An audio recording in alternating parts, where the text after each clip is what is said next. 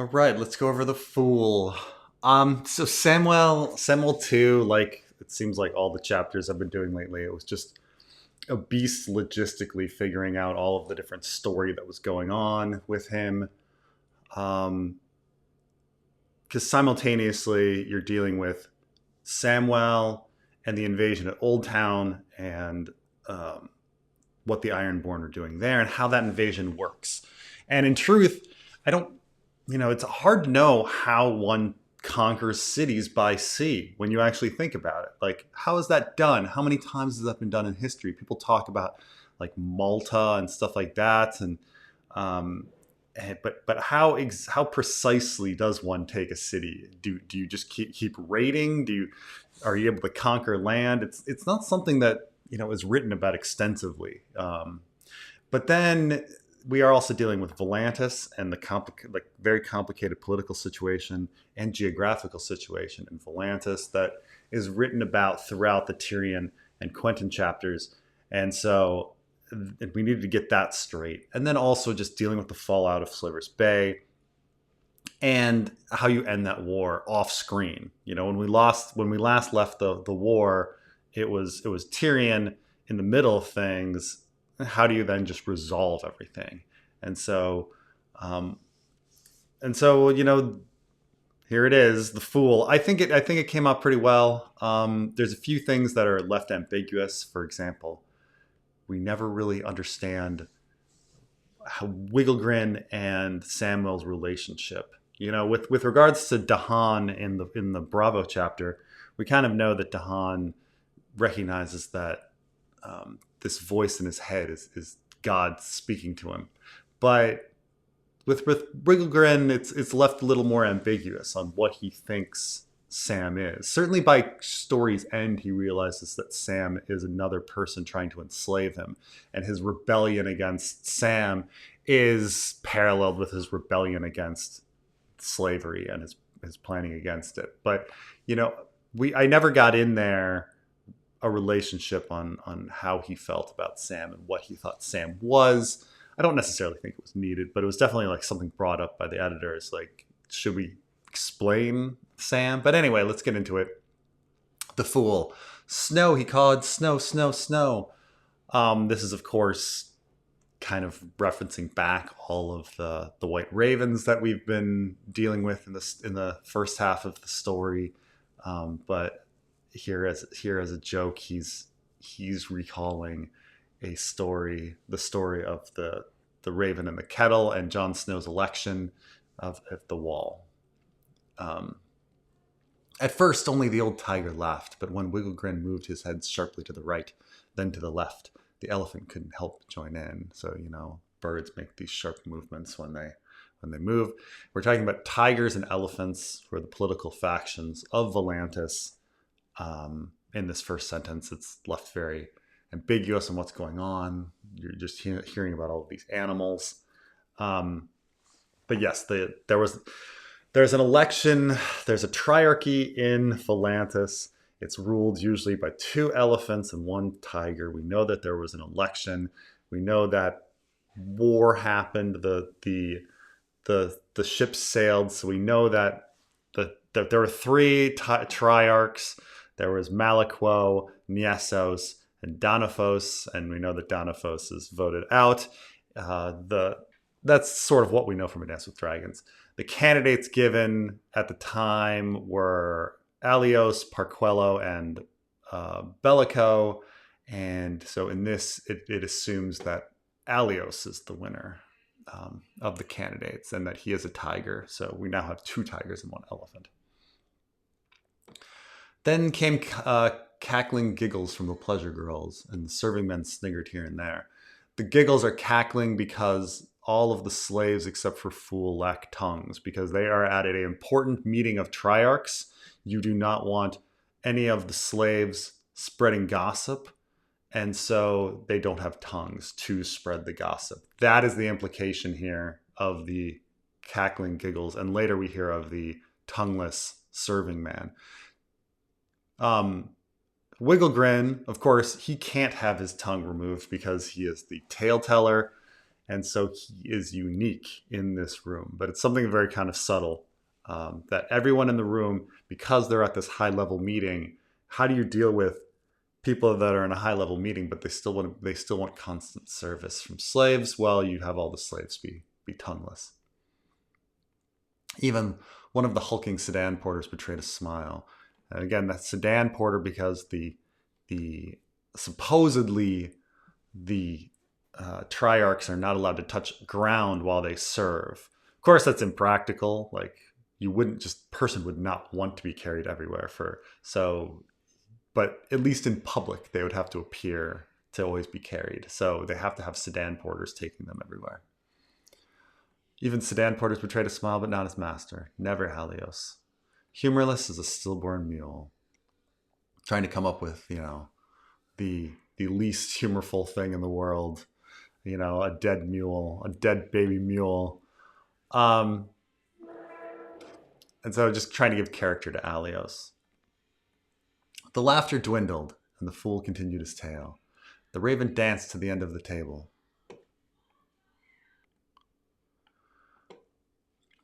The laughter dwindled, the fool continued the tale, the raven danced to the end of the table. As he spoke, Wigglegrin stuck out his bottom and moved across the room, bobbing his head as he went. So we have this parallel of like two things going on at once. His tail, he's pretending to be the raven, but what he's doing in real life. So the raven is dancing to the end of the table, so he is dancing to the end of the room. Then it spread its black wings. He did the same with his arms. It leapt, he leapt. Onto the boy's shoulder, the bird landed. 1,000 gasps filled the hall. We get a little how the tale varies a bit from actually what happened in history. 1,000 gasps. I mean, there weren't that many people. I mean, was it close to that? No, it wasn't close. It was many hundreds, but it wasn't 1,000. The men never seen anything like it. Soon they're ready to make their choice. They dropped into the kettle their seeds and buttons and acorns. I think in the actual election, it's coppers and arrowheads and something else. I'm trying to remember. The point is just that we have different. There's variance to the story. I know that John is elected with arrowheads, but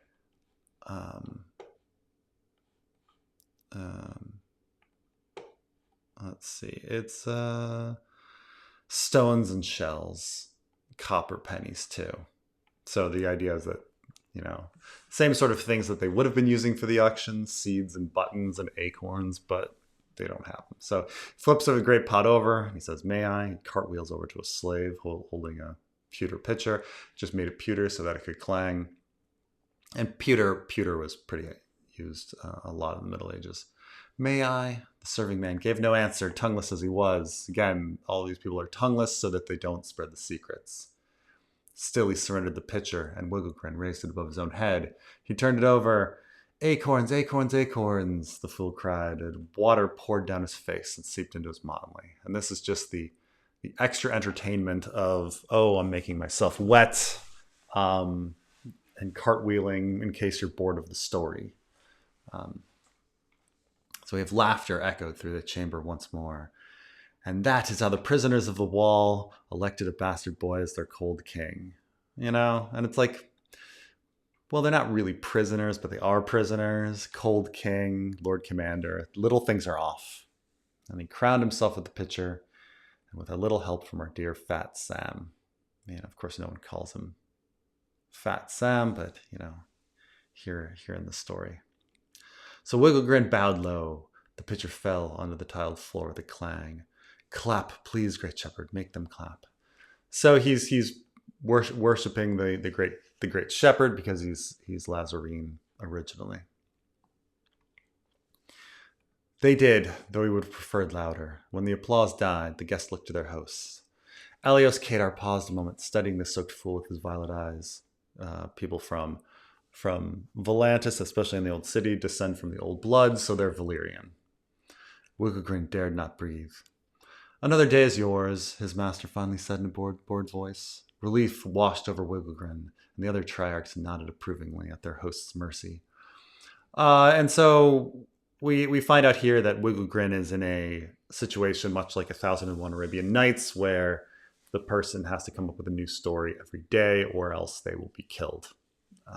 And thus they tell story after story in 1001 Arabian Nights. A fine story, said Malakwo Mager, again established as one of the members of the Triarchy. And we've heard that he's old and that he's toothless. So we said the old man lacked teeth, apart from the ones made of jewels and ivory, and could be difficult to understand at times. So there are, even though dentures are kind of a modern invention, dentures do exist in the world of Ice and Fire. We know that in the Night's Watch, the one guy sucks at his teeth constantly. Daiwin always sucks at his wooden teeth. So the idea is that if he has dentures, then perhaps these fancy people would have dentures too. What would they be made out of? Well, jewels and ivory. So that, and even though he's difficult to understand, we've played with the idea that maybe he would talk differently, like Vargo Hoth, but the other toothless characters in the story, for instance, Maester Aemon or Old Nan, don't have that with their speech. So we kept his speech regular. But he laughed the most of the Triarchs, and Wilgagrin was thankful. Now we made Malakwo. He's the most vulgar of the bunch. So Malakwo is the vulgar one, and Alios is kind of the sociopath, and then Niasos is kind of normal. Answer me, Taleteller. How did the raven get into the kettle? Which is, of course, the big mystery of that story. We've never been given that answer. And so this is a bit of lampshading that we recognize that no one knows how the raven got in the kettle. But that we recognize that the answer hasn't been given. So we're lampshading it a bit here. My lord, with respect, Wigglegrin said with his eyes lowered, that is a story for another day. Perhaps you'll enlighten us on our next visit, said Niesos Vassar. He was the only elephant among them, with giant ears and blaring laugh that matched his faction. Just this idea, giving him some color, that he looks kind of like an elephant. Who knows what the morrow will bring? The same. Every day was always the same. Delivering a tale the master had yet to hear, or his head on a pike. Somebody brought up that in the Hedge Knight. Let me see here. In the Hedge Knight,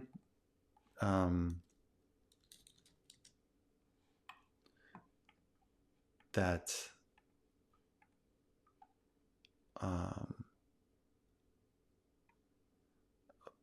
Arlen Pennytree says something similar. And then I was like, oh, maybe I was influenced by this. But I can't remember quite if it's a quote on the morrow.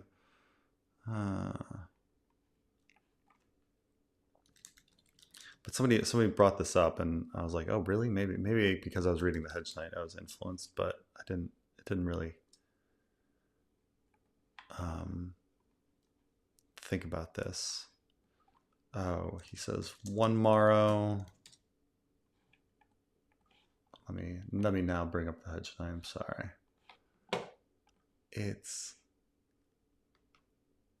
I hadn't meant it, but it was something I guess stuck in my subconscious.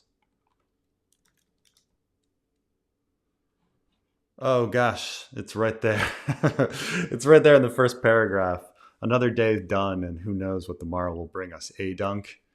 Yeah. So I completely did not realize that I'd popped in the early quote, this quote from this near quote from Arlen of Pennytree. But there it is. The same. Every day was always the same, delivering a tale to the master he'd yet to hear, or his head on a pike. It'd be an easy task when he was a younger man. But how? But now, how am I to think of a blade how am I to think of stories with a blade ever tickling my neck? So yes, he lives the 1001 Arabian Nights situation where he has to keep coming up with tales.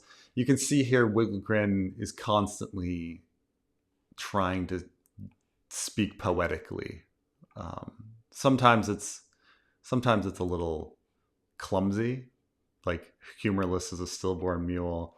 How can I, blade tickling my neck? But he attempts it. Is the idea is that this is just how his mind works. That he's always thinking things in a story poetic sense. It was well known that fools were of little worth in Volantis, scarce more than the ink that covered their faces. That's the established thing of what slaves look like in Volantis. They have a motley tattooed on their face. We know this from Patch Face. And so he also has a tattooed motley on his face. And the old blend were a fickle lot to boot. They were always craving the newest in their vices and diversions.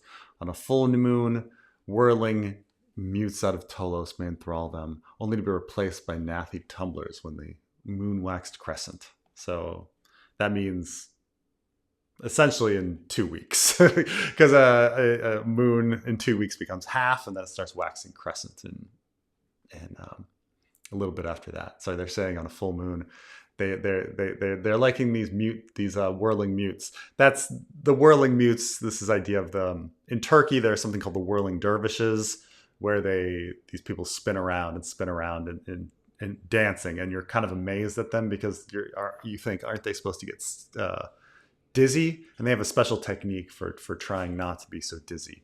But the whirling dervishes out of Turkey, and then so these are whirling mutes out of Tolos. And just some nathy tumblers. Most telltellers lasted a few months, dying when their stories grew stale. The good ones could endure for years, as Wigglegrin had, but as of late, the only fresh tales in his mind were Fat Sam, and Alios appeared to be souring on the blundering whale's misadventures. So here, he says, the water pitcher saved me this time. This little technique that he felt that he was on the border of getting killed. If the fool were to keep his head another fortnight, he would need something new to appear within it. Yet wandering the halls of Alios' manse left him uninspired. Most of the Triarch's other slaves were dreadfully dull, stolen before they'd lived any life to boast of. That would probably be true. And then there are a few with experience to be sure, but the experience led to wisdom, and wisdom led to silence amongst the slaves. Wigglegrin longed for a good conversation more than anything, like the one he had as a boy at the well. And so the well is, of course, this very emotional thing for him, which comes back at the very end where he evokes the well and thinks about it. But obviously, like, the well is his favorite location, but it's also the location where his father was murdered. And so all of that is wrapped up together. All would gather here as it offered what men needed most, water and the voice of another. We're all lonely, and we need other people is the idea. There met the fathers of the soil with the guardians of the flock. This is just his poetic way, or maybe his culture's poetic way of saying the farmers and the shepherds. And they would talk and listen and laugh. The grass benders came with stories in the morning, and the earth shapers with songs before midday. Grass benders are just basket weavers, and earth shapers are pot makers. Like, that's it. But poetic ways to say that fathers of the soil, guardians of the flock, the grass benders, and the earth shapers. At dusk, the healers would give accounts of ailments they treated. Because Mirimad's door was a healer, we couldn't really have a different name for that. And at moonlight, lovers would gather to share the bawdiest of tales. And their village was near crossroads, brought it a smattering of colorful travelers. Sometimes, and this is just kind of thinking like, okay, if you were in Lazar, who would pass through Lazar? And you're like, okay, maybe we'd get some people from ET on their way to Vastoth Rock, because we know that they do trade. People from ET do trade in Vastoth Rock. Or Myrenes slavers on their way to Karth. Yes, if you're trying to take slaves over land from Marine, you would pass through. Now and again, there'd be traders from Kohor, Novos, or Jogos Nai. Just kind of this idea that sometimes people from these areas would trade. And over their years, they'd seen their share of runaway slaves, again from Slavers Bay. Ibanese pilgrims, just adding some color here, like the Ibanese have some sort of religious pilgrimage, or they have some sort of religion where they would have to do a pilgrimage. Why not, or red priests hoping to make a convert. This idea that, yeah, every once in a while a red priest would come in and be like, you should convert to the religion of the red god. And then once at the well, he even met a white-robed man from a far-off place called Kadath, looking to buy hens for his spells. Kadath is, if you get the world of ice and fire, and you look way on the map to the east, there's some city called Kadath. And so just kind of picked that and as an excuse to bring up the hens as well. A mind is like a hen, the fool reflected alone. What it lays holds no life. Because yes, if a hen doesn't have a rooster nearby, it'll lay eggs, but the eggs won't hatch. You need a rooster for that. A voice inside him whispered, then seek the mage. Of course, we're talking about Marwyn. Find out about him and the girl he stole. We're talking about Gilly. Yes, he should do that. And now he's been convinced. He should do that. Sneak out of the manse again. By hook or by crook. By hook or by crook is a old-timey way of saying by any means necessary. Sneak out of the manse again by hook or by crook. And pray he ran into Teleno the Farter. There is actually in history a famous jester named the Farter. And so when I was looking up, his name is Roland the Farter, medieval flautist who lived in the 12th century. And so he was famous, and so I thought, I was looking up fool names, and I was like, well, Teleno the Farter. The Farter is a good role. Good name. Roland the Farter was the history person. Teleno the Farter. It was he who spoke of the Old Town Wizard at the last gathering of jesters. There might be a story of worth in there, something he could use. And of course, this gathering of jesters, this secret society of jesters, is to parallel their secret society of nightwalkers. And it's just this fun little idea that there'd be a secret society of jesters where they share stories, because that's what Sam is doing in the with the Nightwalkers, is that they are gathering and sharing stories. And are they all fools too? Is this idea? Is who are the real fools? The gathering of the Nightwalkers or the gathering of the jesters? Wiggle grinned, some juggling now. Alios took a plum from a bowl before gesturing at it. The fool approached the Triarch's high table with all the humility he could muster, keeping his head bowed. When he finally raised it, the table's edge was at his throat. And this is kind of give the idea that the table's edge is kind of like an axe. But that was by design. The Triarchs of Atlantis were so elevated they could not be allowed to touch the ground while they served, at least not while other nobles could see them. So the tables and chairs would raise to let their legs dangle. That is a rule that we heard about, and I think in the Quentin chapter that they have to, the Triarchs have to be elevated. Or maybe it was Tyrion, it doesn't matter. They can't touch the ground while they serve. Wigglegrin reached up and selected the fruit he could see. A pomelo, a pomegranate, a pear.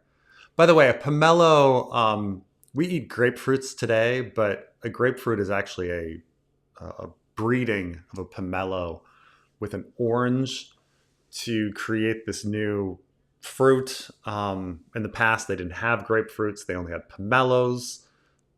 Pomelos, they taste like grapefruits, except they have a really thick, husk, unlike a grapefruit that you can peel into really easily, which is probably why the breeding occurred, because people were like, these pomelos are a pain in the butt. They are. They're great. I like pomelos, but they're a pain in the butt to peel. Of course, the pomegranate and the pear. Once he scrambled back to place, he tossed the fruit into the air. It was time for the Triarchs to speak their business. A mob pulled Horono Adorian from his Hathy. Hathy is just, again, like a sedan kind of thing.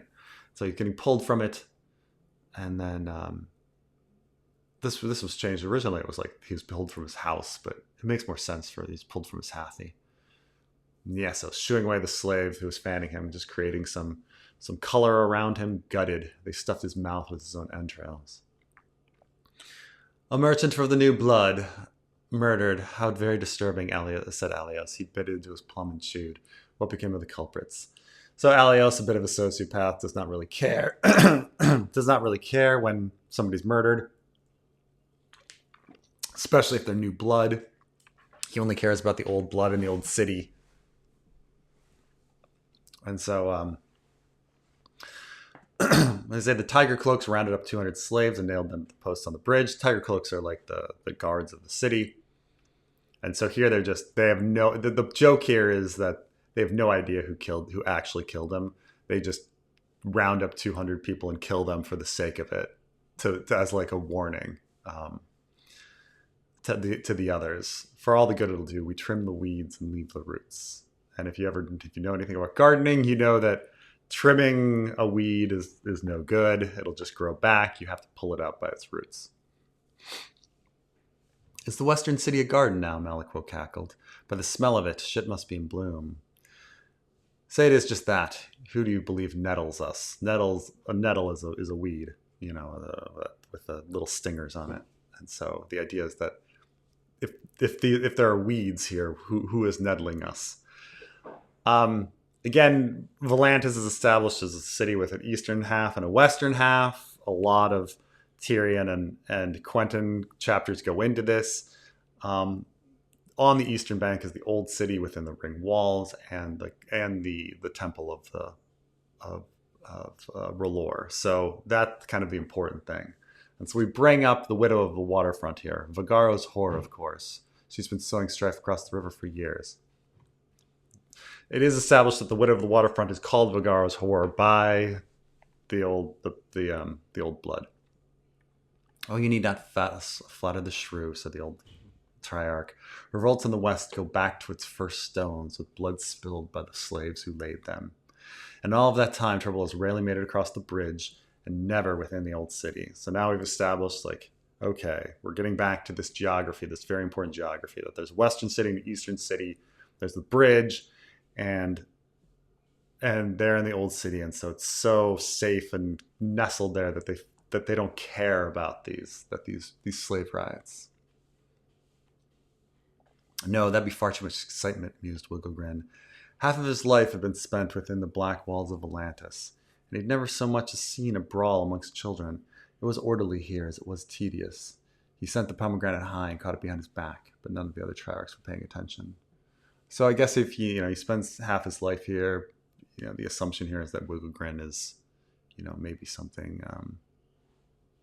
I forget if later we say exactly how many years it's been since he's seen a sunset. 15 years or something. He might be 30.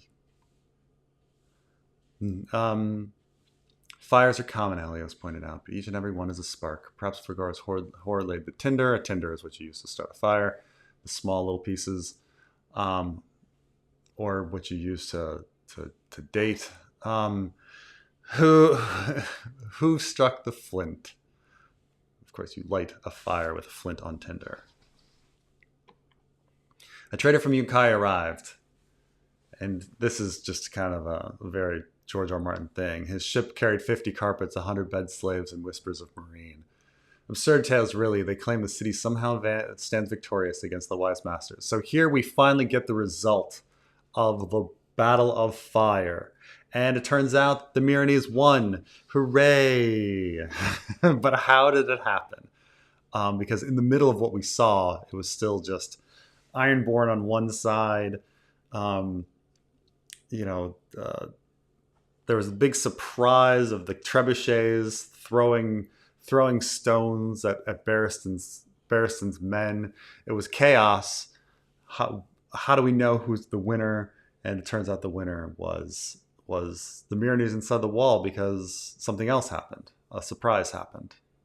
You kind of say oh, the Wise Master's going to win, or the Ironborn going to win? Is Barristan going to win? How's it all going to happen? It didn't. Looking at the numbers and everything, it just didn't seem logical at all that Barristan and the Ironborn could possibly have won. There was just the legions from New Gis and the Wise Masters were just too many. There's too many people, so we had to come up with something else. Some people have said, well, these other forces have been brought up as Chekhov's gun, whether they be Dothraki or Lazarene, and so we decided to use the Lazarene. The two Tigers exchanged a look. Malikuo sucked at his jeweled teeth, just like Daiwen sucks at his wooden teeth. The whispers are true enough, Alios finished. He set down his half-eaten plum and licked his fingers clean. Grazdin Mo'eraz denies it. Grazdin Mo'eraz is the Yunkai emissary that Danny meets in A Storm of Swords, who eventually goes to Volantis to treat with the Volantines. But my spy master received similar news out of Mentaris. The wise masters have abandoned Marine and marched south with the Giscari legions. They aim to retake their own city from the Lazarene. From the Lamb Men, Yasso scowled in disbelief. How is it that they hold Yunkai? Yunkai shared the elephant's surprise. Yes, some in Lazar were practiced with spear and sling, but by and large, they were a people of farmers, shepherds, and merchants.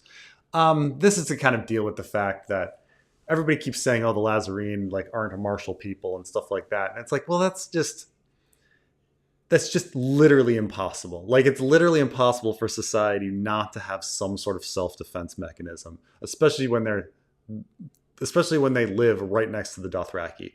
Of course, they're going to have some fighters in there. So we're just going to say that they don't have that many, or they're not great at it. So we're getting the same theme of that. We're getting the same feeling that they're not a martial people without it being literally true, because all peoples are going to have some sort of fighters. But we get the same theme here, that the men of his village hadn't even bothered to fight when Khal Barbo came upon them, choosing bondage over bloodshed. Khal Barbo is Khal Drogo's father, in case you're wondering. Then his father had even begged for them to make him a slave, claiming his lame leg wasn't at all a bother, but the horse lords threw him down the well anyway. People getting thrown down wells is pretty common in the Song of Ice and Fire. But yeah, this is just his sort of sadness and yet also disgust and shame that his father had not fought, leading to the fact that he is later going to fight. Wigglegrin is going to fight unlike his father, but he's also very angry, of course, that they murdered his father. And so he is not going to be like his father, but he is going to remember his death here. In fact, later, he is going to feel like he is at the bottom of a great well. How could it be that his people conquered a city, a wall city at that? His master shrugged. The Yellow City was left nearly undefended, and Lazarene struck south, avoiding the Kazai Pass. So yes, it was established that 2 Giscari legions were left in the east at the Kazai Pass in case the Lazarene came. So they couldn't take the Kazai Pass, but it was also established that Yunkai was left nearly undefended. So the idea is that, they did what Robb Stark did. They just avoided the pass, went through some different mountain area, and not the Kazai Pass, but through a different pass, and took the city. And then we get Malikuo making the joke, because these are mostly shepherds. He took them unawares in the night, as those who fuck sheep will do, as if the people that fuck sheep have to do it in the middle of the night, or else people will be angry at them. It's of little consequence, Alios assured them. When our fleet arrives, Marine will fall at once. And so now, where is the Volantene fleet? This big thing that everyone's been talking about, that we don't know about, thought about by Victarion and Barristan and such. So here we're going to find out what happened to the fleet. Our fleet, Niasos looked troubled. According to the trader, he saw some of the ships on the voyage. They've been scattered by storms, which is logical. Victarion was scattered by storms. Why wouldn't the Volantines be scattered by storms? But even when they regroup, they will not be enough to take Marine alone. Yunkai must be liberated first, so they can join their strength with the wise masters.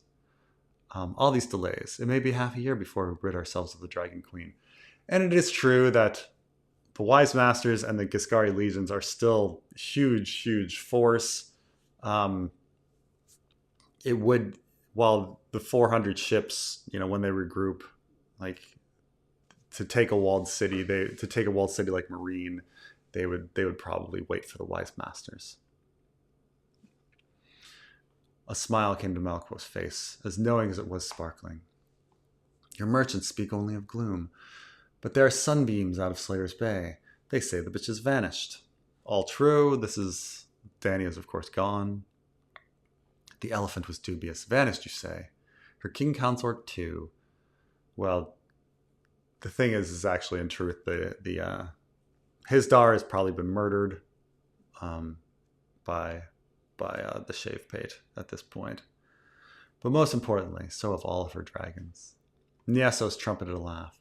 Can we trust such glad tidings? Where did they go? Perhaps dead, perhaps buggering themselves amongst the ruins of Illyria. It matters not. Um, said old Maliquo, because he's the vulgar one. What's important is that they no longer darken the skies above Marine. And this is also a new thing here, okay? Not only is Danny gone, not only has Marine won, but the dragons are gone. That's new information, okay? Because when we last left the dragons, they were there. And so what happened to the dragons? And of course, we will explore where the dragons are when we get to Victarion and Quentin and Tyrion again. But right now, the dragons are all gone. And that's new important information.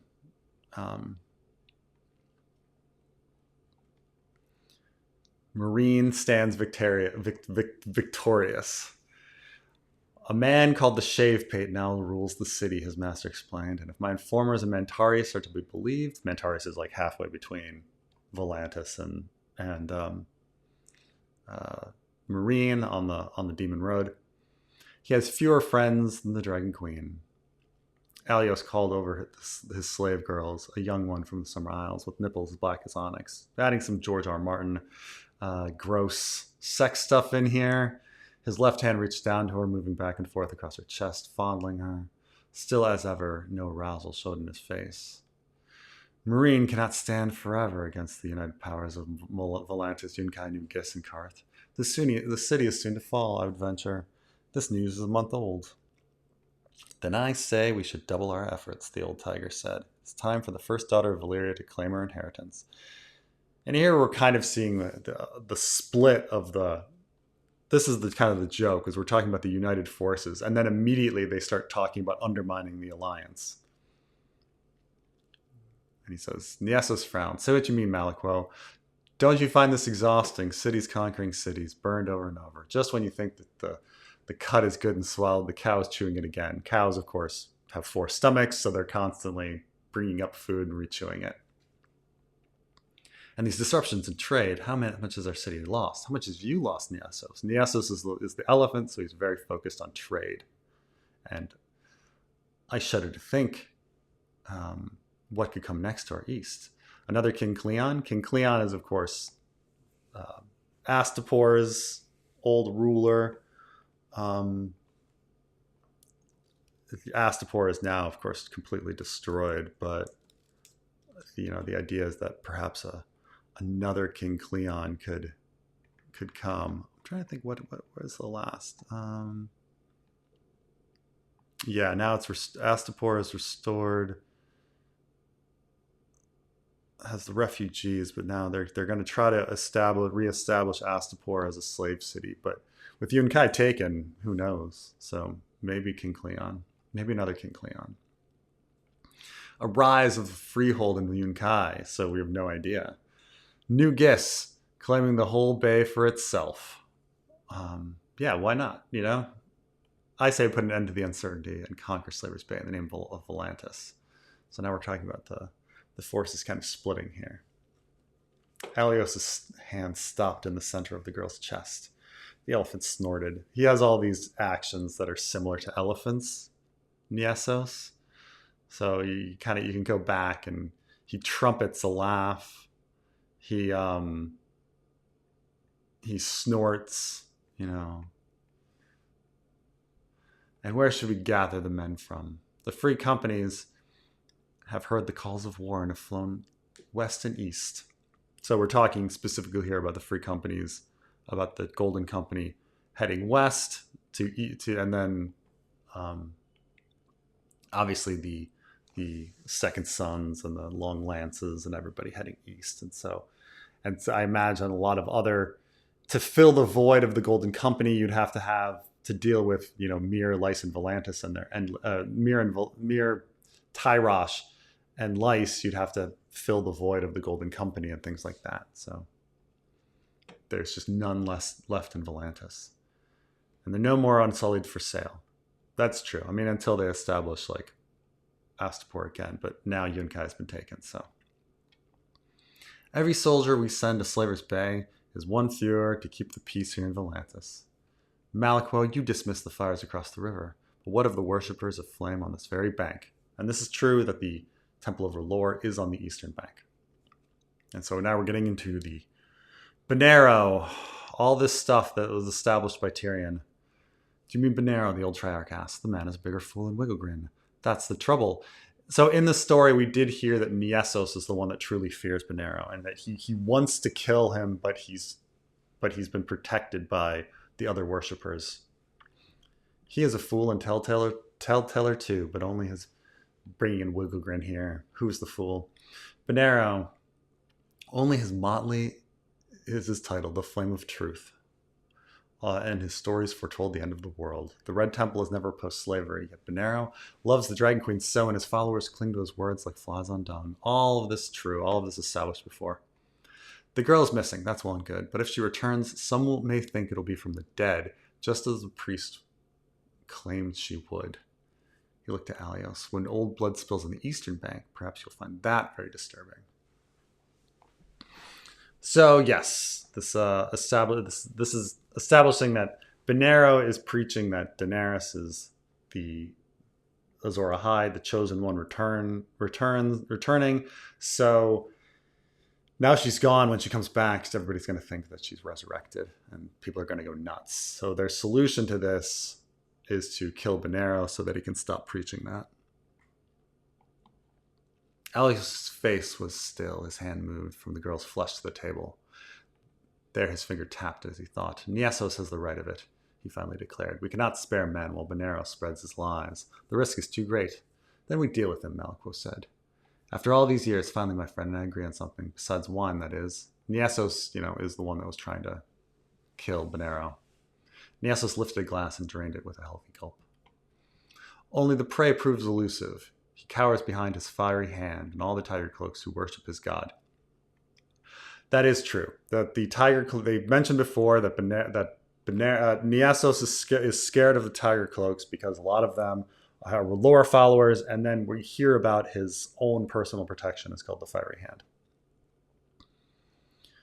The old Triarch passed a spotted hand through a silvery beard.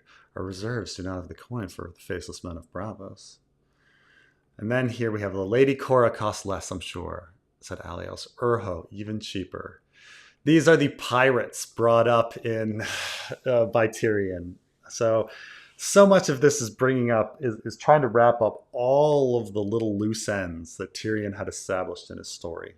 The geography, the Triarchy, the pirates, the Bonero and the temple.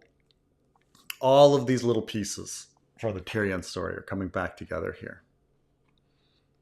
So Urho, the unwashed, and Lady Cora.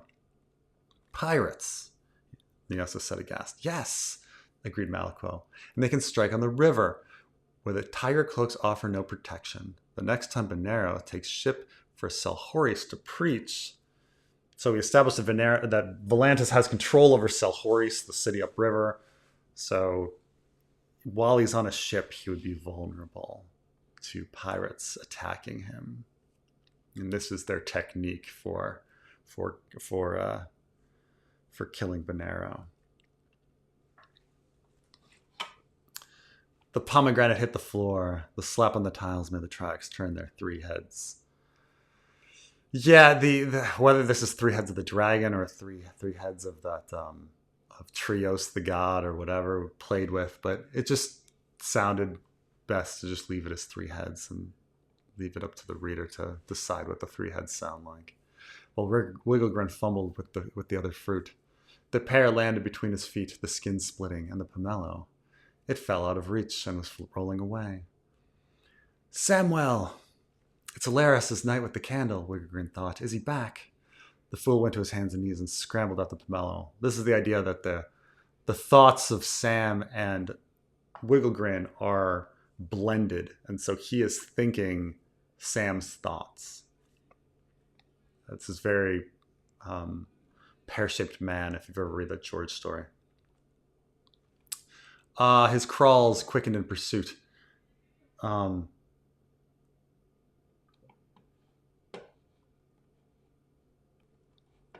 There's going to be a lot of, to understand the chapter, you have to accept that Wigglegrin and Sam's thoughts are very blended. And so there's things that Wigglegrin is observing and understands about Sam, even when they're kind of not conscious of each other. Wigglegrin is kind of aware of Sam's adventure with the Ironborn and things like that, and his feelings, or at least he has access to the memories of it at least. But the idea is that they're blended here more than he knows. He heaved himself forward and his crawl quickened in the pursuit, but all at once he felt heavy, as if another man lay upon his back. Of course, this is fat Sam. He heaved himself forward and reached out his quaking hand. "Get up! I just need the fruit," the fool whispered, his words tasting of blood. We kind of established that when transitioning with the glass candle, you taste blood, you taste metal in your mouth. This is something that's actually from Under Siege and stuff like that. This idea that when people have seizures, they kind of taste metal in their mouth. There's something activating in the brain. And so George has mentioned people tasting blood in their mouth at weird times when there's, things happening to them, like John fighting with Iron Emmett, and then him having Ghost kind of getting into his head. He's tasting blood in his mouth. But the pomelo was already gone. In its place was a ring of black iron. A ring of black iron danced before him. And that's this is Pate's Ravenry ring that he recently got, because he's an acolyte now, rather than a novice. Samwell. He lifted his gaze from the link to the pasty face above it. Pate. His friend was clutching his shoulders, shaking him hard. "I'm awake," Sam protested. "It was Alaris across with me." Pate released his grip and took a step back. Alaris? He still crept across the river. The room darkened as the acolyte threw a rag over the glass candle.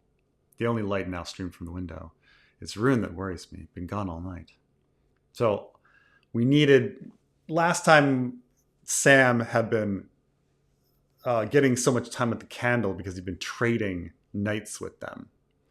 So he could get all of these nights in a row. And then, but if we kept all of the rest of the Nightwalkers around, Sam would never get any time because you'd have to pay them back.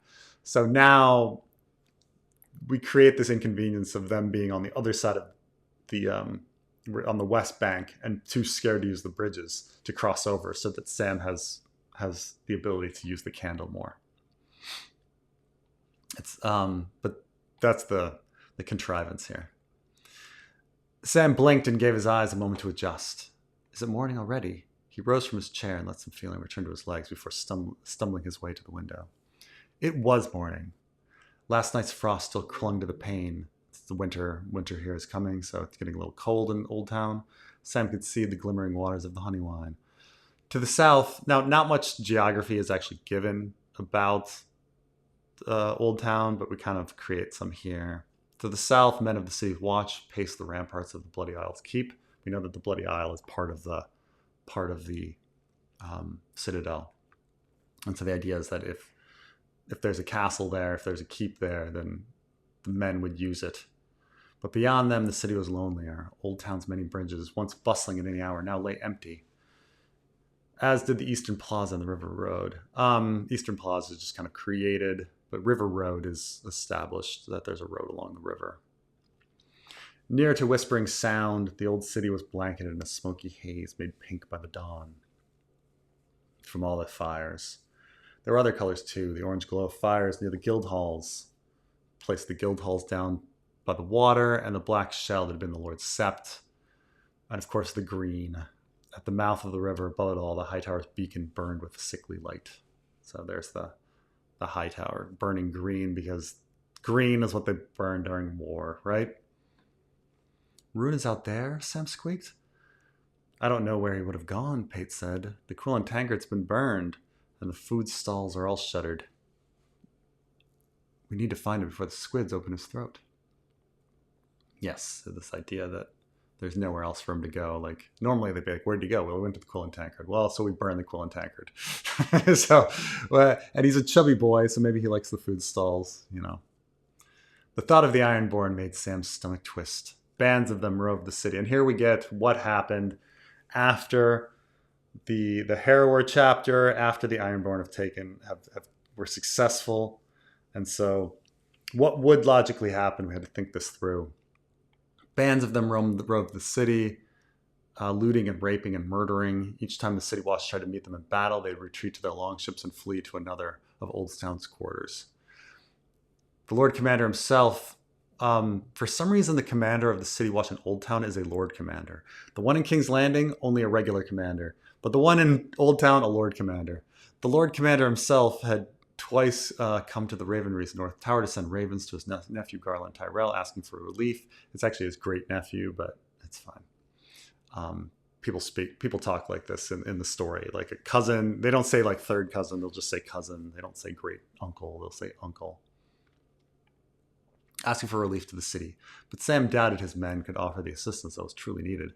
The Tyrells too lacked the ships to give the Iron Man a proper chase. So now we're in a situation where the Ironborn. I mean, no one right now has ships to face the Ironborn. Stannis has, like, the Golden Company was brought across was brought along, you know, by the Volantines and then went back, so they don't really have a navy. Arain Waters has his navy. Victarion could fight in a civil war. Stannis now has some ships up north, but that's a long way away from Old Town. The raiders' longships flew the banners of their Corsair king. This is kind of getting into the idea that the Corsair king that was spoken of a lot in the text in A Clash of Kings and A Storm of Swords was Euron. His name was Euron Greyjoy, and the tales said he collected the tongues of his captives. Of course, this is a little misunderstanding. He does take the tongues out of the thralls for his own ship, but not all of his captives. But yes, this is a little misunderstanding. Sam didn't know the truth of that, but Jon Snow had been raised with the king's nephew at Winterfell and had cursed him for burning his home and slaying his brothers. Theon was actually innocent of those crimes, Bran had told him. But with the help of a clever feint, he had taken the city with only a few dozen men. Trickery must run in their family. This idea that like stuff runs in people's family is also kind of funny because Sam is nothing like his father in any way. So the idea that he believes that trickery would run in the family is of course ridiculous. Theon is nothing like Euron. I do wonder if like the only thing about this one, like obviously Jon Snow would have told all of these stories to Sam, but would Bran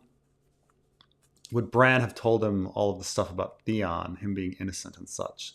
And I suppose we just kind of had it off page that maybe Bran had told him this. By now, everyone in the city knew of Lord Paxter's demise. And here we have the finishing of the battle. We find out what happened at the end of the Battle of Fire. Now we're finding out what happened at the end of the Battle of Blood. The Crow's Eye had lured the Red Wine fleet into the Whispering Sound just as the Hightower's ships sailed down from Old Town. They must have thought they'd trapped the king between them, only to find that it was they who had been trapped. The bulk of the Unborn fleet had laid hidden in the straits and moved to bottle up their foes once they'd entered the Sound. And this is, you know, if you see my Battle of Blood video, this is essentially what happens in that. But yes, the idea that the fleet that Aeron sees in the Forsaken chapter is far too small to have been the whole fleet. It's only a few dozen, not hundreds.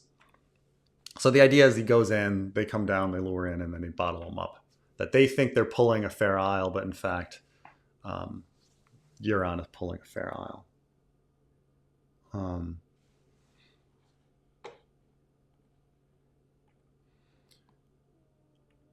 the battle had been a crushing defeat for the Reachers, destroying their strength at sea. It was due to sorcery. Some survivors insisted dark magic fueled by the blood of Lord Paxter's kin and the maidenhead of his daughter. That's the kind of the double blood here, because um, he's got, we established that they'd from that on the island they'd gotten Redwine's daughter. What's her name again? The one that Sam was going to be betrothed to, Dismera. Yeah.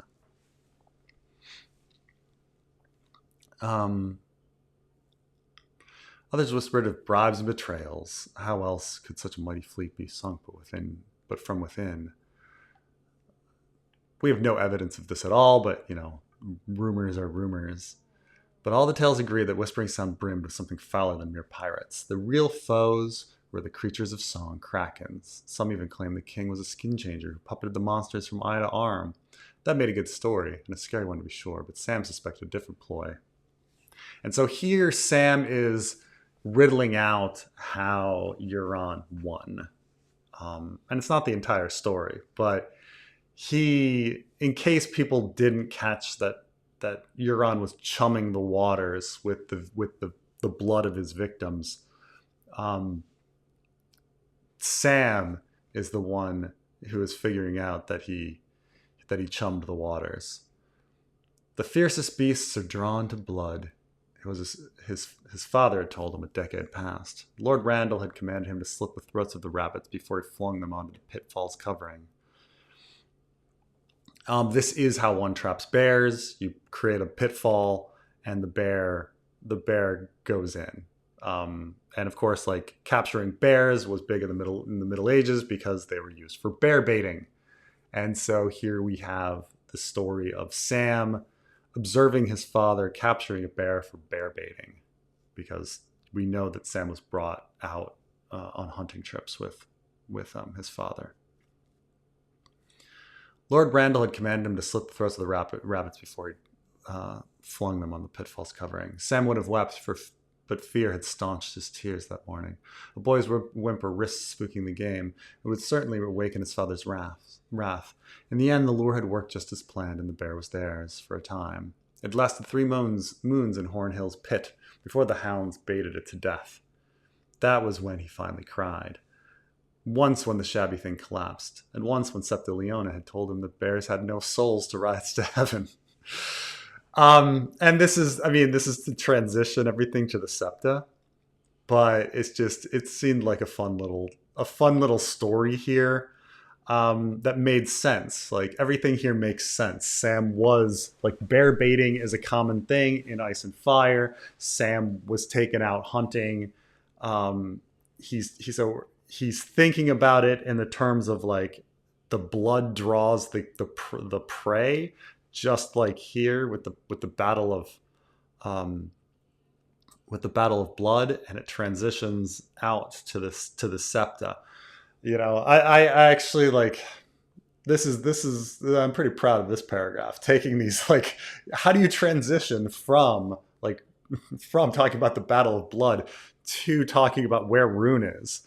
And it's like, well, we create this story of Sam, a logical story of Sam as a child, something that he would have completely done, and something that would completely happen, because we know he was raised in this religious environment too. Which, by the way, Septa Leona is going to come back, because we're definitely going to be dealing with the fact that Sam renounced his gods publicly at the wall, and that's going to be something that he's going to deal with when he gets to Horn Hill. His mother and the Septa are going to know about him renouncing his gods. The Septa, Sam blurted out. Rune's with a Septa? Asked Pate. Well, she's not one yet. He caught himself. Rune had been told that the girl he was sweet on in confidence, and Sam had promised to keep the secret. So we've had Rune is sweet on this girl. Corellin, she is introduced by Lady Smallwood back um, in is this in Storm? So Lady Smallwood, um, back in Storm, like Arya has this whole chapter where she stays with Lady Smallwood, and you're kind of like, what's the point of this chapter? Is it going anywhere? And we do hear she does mention, in passing that her her daughter is taken to um, Old Town. That she's lonely because her daughter has gone to Old Town to be hiding among at a mother house, and that she's kind of uses Arya as a stand-in for her daughter in this weird thing. Um, and so we're coming back to this girl, Lady Smallwood's daughter, um, appearing here.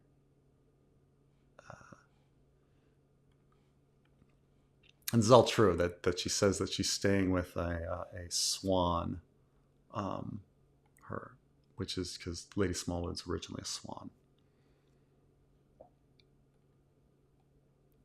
So bringing everything back. Another vow broken. What kind of man can't keep his word? No, I misspoke. Just keeping a word, keeping promises and vows is, of course, very Jamie and Brienne. We'll get back to that. Pate's eyes narrowed. What do you know? Sam turned to the rag that hung on the glass candle. Gilly, if he were butchered by Iron Man searching for Rune, what would become of her? He couldn't go now. The fool was so close, and besides Pate, he had the candle all to himself. This is also going to come back. Pate is still using the candle. You got to remember that. Pate is still using the candle, and what Pate is doing is going to come back very soon in another story.